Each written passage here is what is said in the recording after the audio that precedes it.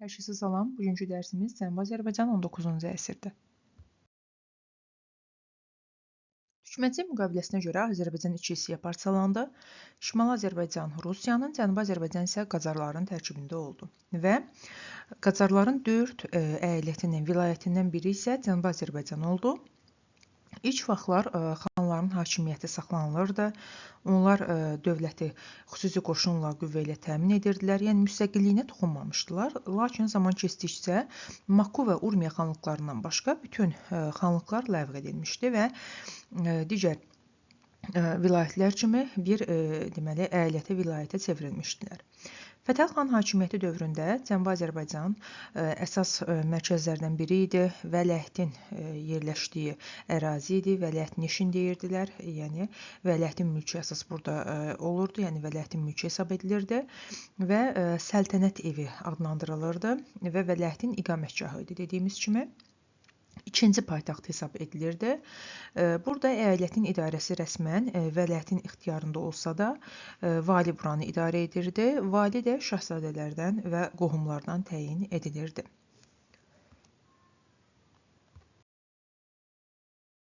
Cənubi Azərbaycanda əhalinin əsas məşğuliyyəti əkinçilik və maldarlıq idi.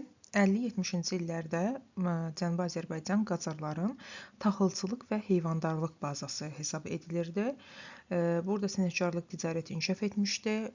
Burada əsas rus kapitalı və ingilis kapitalı nüfuz edirdi. Yəni ticarəti öz əllərində saxlamağa çalışırdılar. Hər bir sahəyə nəzarət etməyə çalışırdılar. Lakin 19-cu əsrin sonunda təsərrüfat həyatında gözə çarpacaq dərəcədə yeni işlər olmuşdu. Kapital axını sürətlənmişdi. İngilis və Rusiyanın əsas satış və xammal bazarına çevrilmişdi Cənubi Azərbaycan. Sənətkarlıq inkişaf edirdi. Xaricə və Rusiyaya pambıq, parçalar, həmçinin də yundu, göndəridir, deməli istehsal edilirdi. Xalçaçılığı ilə məşhur idi. Təbriz xalçaları dünyada məşhur idi. Kapitalizm münasibətləri inkişaf etmişdi bu sahədə. Toxuculuq məhsullarını deməli burada tələbat artmışdı. Həm yerli tələbat, həm də ki xarici tələbat bu dövrdə artmışdı və burada əsasən əhalinin müxtəlif təbəqələri var idi. Xan, mülkədar, ruhanilər burada əsas yuxarı təbəqə hesab edilirdi. Burada deməli kəndlilərin çox hissəsi torpaqsız idi və ağır şərtlərlə torpağı icarəyə alırdılar, yardarlara çevrilirdilər. Yəni torpağı icarəyə götürən kəndliyə yardar deyirlər. Həmçinin də burada kəndlilər əsasən kəsibkarlığa gedirdilər. Cənubi Azərbaycandan Şimali Azərbaycana, həmçində Rusiya kəsibkarlığa gedirdilər. Yəni onların vəziyyəti çox ağır idi. Cənubi Azərbaycanda torpaq mülkiyyət formaları haqqında danışaq. Xalisə torpaqları daha doğrusu dövlətə məxsus torpaqları idi. İcarəyə verilirdi, məmurlar tərəfindən idarə edilirdi və 1886-cı ildən xalisə torpaqların satılması haqqında fərman verildi. Yəni artıq idarə edilməsi yaratmaz olduğu üçün torpaqların idarə edilməsi, ona görə də 86-cı ildən torpaqlar deməli satışa çıxarıldı. Tiyul torpaqları mülki və hərbi xidmət müqabilində şərti torpaq mülkiyyət forması idi, yəni xidmətə görə verilirdi. Mülk torpaqları ikinci adı ərbabi torpaqları idi, xüsusi mülkiyyət malik torpaqları idi, yəni feodalların xüsusi mülkiyyəti idilər və 66%-ni təşkil edirdi, irsən keçirdi. Vəqf torpaqları dini idarələrə məxsus torpaqları idi, məscidlərə, mədrəsələrə məxsus torpaqları idi. Xırda malik torpaqları kəndlərə və xırda mülkədarlara məxsus torpaqları idi. Burada cüzi hissəsini, yəni bütün torpaqların cüzi hissəsini təşkil edirdi. Urmiya ətrafında geniş yayılmışdı. Yəni xırda malikdə əsas Urmiya ətrafında yayılmışdı və xırda mülkədarların torpaqları idi deyirik. İlahi isə bu da hərbi xidmətə görə verilirdi. Lakin Tiyuldan fərqli olaraq ayrı-ayrı tayfalara və yarımköçərilərə verilirdi, belə deyək. Deməli, və burada otlaqlardan ibarət idi əsasən ilahi torpaqları. Deməli, xalisə dövlətə məxsus torpaqlar idi. 86-cı ildə satılması haqqında fərman verildi. Yəni satışına icazə verilirdi. Tiyul xidmətə görə verilirdi. Mülk şəxsi mülkiyyətdə olan torpaqları idi. Ərbabi adlandırılırdı. Vəqf dini, xırda maliki isə xırda mülkədarlara məxsus torpaqlar Urmiya ətrafında geniş yayılmışdı. İlahi isə yarımköçərilərə, ayrı-ayrı tayfalara hərbi xidmətə görə verilən torpaqlar idi. İndi isə vergilərdən danışaq. Cənubi Azərbaycanda 19-cu əsrdə əsas vergilər aşağıdakıları idi. Deməli, torpaq pulu vergisi var idi. Deməli, əsas və sabit vergi idi. Məhsulun 1/10-ni təşkil edirdi. Baş pulu heyvanların başına görə alınan vergi idi. Qapı pulu otlaqlara görə alınan vergi idi. Həmçində 20 adda vergi toplanılırdı. Yəni Şimal Azərbaycanla Cənubi Azərbaycanda şimalda çöpbaşı, cənubda isə qapı pulu oxşar cəhətdir ki, otlaqlara görə alınırdı. Bu dövrdə feodal zülmün olması, həmçində xarici kapitalın ölkəyə nüfuz etməsi sosial ziddiyyətləri gətirdi, çıxartdı. Bu isə xalq hərəkatına təkan verəcəkdi. Xalq hərəkatından biri isə Babillər hərəkatı olubdu. İlk antifeodal çıxış olubdu və üsyan 1848-1852-ci illəri əhatə edirdi. Bu dini təlimin, Babiliş dini təliminin əsası Seyid Əli Məhəmməd tərəfindən qoyulubdu. Bab sözü Allahla insanlar arasında qapı mənasını verir. Yəni xilaskar özünü insanları xilas etməyə gəlmişdi. Yəni o mənanı verir və Babillər hərəkatı 1848-ci ildə başlayır.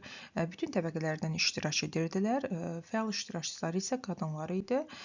Bu üsyanın, deməli, hərəkatın ən güclü üsyanı 1850-ci ildə Zəncanda baş vermişdi.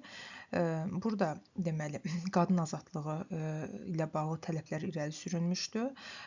Üsyanda Babillərin ali üzvləri də iştirak etmişdilər və üsyanın əsas, deməli, başçılarından biri Zəhrin Tac olmuşdu, Tahirə böyük şöhrət qazanmışdı və burada 10 üsyandan 3-ünə demək olar ki, Babillər hərəkatında Tahirə başçılıq etmişdi. Lakin üsyan 50-ci ildə yatırılacaqdı. Çoxlu burada üsyançı həlak olacaqdı. Tahirənin özü də burada həlak olacaqdı. Ümumilikdə isə götürsək, Babillər hərəkatı 1852-ci ildə yatırılır. Ölkə ərazisində baş verən üsyanlardan biri də Təmbəki üsyanı olubdu. Bunun səbəbi ondan ibarət idi ki, 1891-ci ildə Nəsrəddin Şah burada bütün ölkə ərazisində tütünün alınıb satılması və emal edilməsini ingilislərə verir, yəni ingilislərlə müqavilə bağlayıb onlara təhvil verir və cüzi bir məbləğ ödəməklə ingilislər bunu öz öhdəliklərinə götürürlər. Təbii ki də bu yerli sahibkarların xoşuna gəlmir. Onlar deməli məktub yazaraq şaha tələb edirlər ki, bu inhisarçılıq ləğv edilsin, Talbotun ləğv edilsin və bu təbii ki də qəbul edilmir. Ona görə də 1892-ci ildə əhali saraya hücum etdilər. Hücumun nəticəsində ingilislərlə bağlanan müqavilə ləğv edildi. Yəni Nəsrəddin Şah məcbur qalıb bu müqaviləni ləğv elədi. Bu üsyan ilk anti-imperialist çıxış hesab edilir. 1898-ci ildə Cənubi Azərbaycanda Zeynəb Paşanın başçılığı ilə qadınların da fəal iştirak elədiyi üsyan olacaqdı. Bu üsyan taxıl mühtəçirliyinə qarşı idi. Nədir taxıl mühtəçirliyi?